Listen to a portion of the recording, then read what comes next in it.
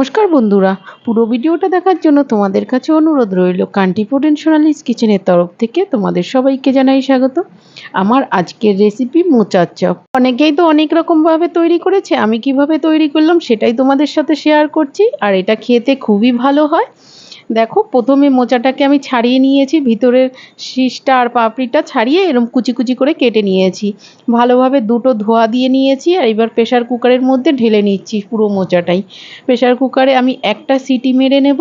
এখানে আমি মোচাটা প্রেশার কুকারে সিদ্ধ করছি, তোমরা চাইলে কুকারেও করতে পারো অথবা কড়াইতেও সিদ্ধ করে নিতে পারো। কুকারে করলে কি হয়, খুব অল্প সময়ের মধ্যে সিদ্ধ হয়ে যায়, টাইমটাও আমার কম লাগবে। আর এখানে দেখো, আমি হাফ চামচ হলুদ গুঁড়ো, হাফ চামচ লবণ দিয়ে আর পরিমাণ মতো জল দিয়ে একটু নেড়ে চেড়ে ঢাকনাটা দিয়ে সিদ্ধ বসিয়ে দিলাম। মোচাটা এদিকে সিদ্ধ হতে লাগুক, ততক্ষণে আমি একটা ভাজা মশলা রেডি করে নেব। দেখো, তার জন্য ওভেনে একটা কড়াই বসিয়ে দিয়েছি, তার মধ্যে 4টে শুকনো লঙ্কা, 1 চামচ ধনে দিয়ে দিলাম, গোটা ধনে, আর 1 চামচ জিরে দিয়ে দিলাম। সবগুলোকে নেড়ে চেড়ে শুকনো খোলায় ভেজে নেব হালকা করে, খুব পোড়াবো না। ওই কড়াইতেই মশলাগুলো নামিয়ে নিলাম, তাতে 2 চামচ সরষের তেল দিয়ে দিলাম, 4-5টা রসুন কুচি দিয়ে দিলাম, আর একটা পেঁয়াজ কুচি দিয়ে দিয়েছি। দিয়ে সব ভালো করে নেড়ে চেড়ে ভেজে নেবো। পেঁয়াজটা যখন একটু হালকা লালচে রঙের ভাজা হয়ে আসবে, তখন কাঁচা লঙ্কা কুচি দিয়ে দিলাম এখানে 2-3টে। ঝালের পরিমাণটা তোমরা কম বেশি করে নিতে পারো। কাঁচা লঙ্কা দিয়ে একটু নেড়ে চেড়ে নেবার পর আদা জিরে বাটাটা দিয়ে দিলাম। দিয়ে মশলাটা কষিয়ে নেবার পর তাতে হাফ চামচ হলুদ গুঁড়ো দিয়ে দিলাম। হলুদ গুঁড়োটা আগেও আমি মোচাতে দিয়েছিলাম, সেজন্য এখানে হাফ চামচ দিয়েছি। দিয়ে মোচাটাকে ভালো করে 3-4 মিনিটের মতন রান্না করে নিলাম। আর মোচাটা 3-4 মিনিট রান্না করে নেবার পরে আগে থাকতে আমি একটা আলু পাতলা স্লাইস করে সিদ্ধ করে রেখেছিলাম কেটে, সেই আলুটাকে দিয়ে দিলাম। দিয়ে মোচার সঙ্গে নেড়ে চেড়ে মিশিয়ে নিলাম। আর যে ভাজা মশলাটা রেডি করেছিলাম সেটা গুঁড়ো করে দিয়ে দিয়েছি। দিয়ে ভালো করে নেড়ে চেড়ে রান্না করে নিলাম। দেখো, প্রায় হয়ে এসেছে। সব শেষে আমি কিছুটা ধনেপাতা কুচি দিয়ে দিলাম, এটা অপশনাল, তোমরা চাইলে দিতেও পারো নাও দিতে পারো।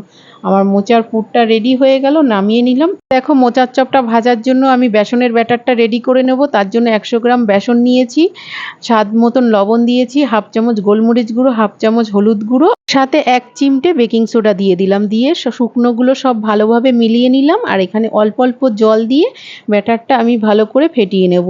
এখানে এইরকম একটা হ্যান্ড ব্লেন্ডার দিয়ে আমি ব্যাটারটা ফেটিয়ে নিচ্ছি, যতক্ষণ ভালোভাবে মিশে না যাবে সব। দেখো, আর স্মুথ একটা ব্যাটার তৈরি হয়ে গেল। ব্যাটারটা সাইড করে রেখে দিলাম। আর এইদিকে দেখো, মোচার পুরটা আমি ঠান্ডাও হয়ে গেছে ব্যাটারটা তৈরি হতে হতে।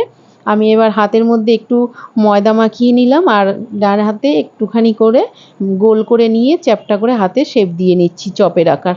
দেখো, চপের আকারে ওর উপরেও একটু ময়দা মাখিয়ে নিলাম যাতে সুবিধা হয় ধরতে। একটা বানিয়ে নেওয়া হয়ে গেছে, দ্বিতীয়টাও ওই একইভাবে একটু উপর থেকে শুকনো ময়দার গুঁড়ো মাখিয়ে নিলাম, আর এক এক করে এইভাবে রেডি করে নিচ্ছি। দেখো, সবগুলোই আমি এই একইভাবে রেডি করে নেব। দেখো, একটা প্লেটে রেডি করা হয়ে গেছে। এদিকে ওভেনে একটা কড়াই বসিয়ে দিয়েছি, তাতে পরিমাণ মতো তেল দিয়ে দিয়েছিলাম। তেলটা ভালোভাবে যখন গরম হয়ে গেছে, বেসনের ব্যাটারে দিয়ে তেলের পর ছেড়ে দিলাম। সব এক এক করে এইভাবে ছেড়ে দিলাম, একটু খুন্তি দিয়ে উপর থেকে তেল ছিটিয়ে দিলাম। এইভাবে উল্টে পাল্টে লাল লাল করে ভেজে নিয়েছি। প্রথম খোলা আমার ভেজে নেওয়া হয়ে গেছে, দ্বিতীয় খোলা আবারও দিয়ে দিলাম।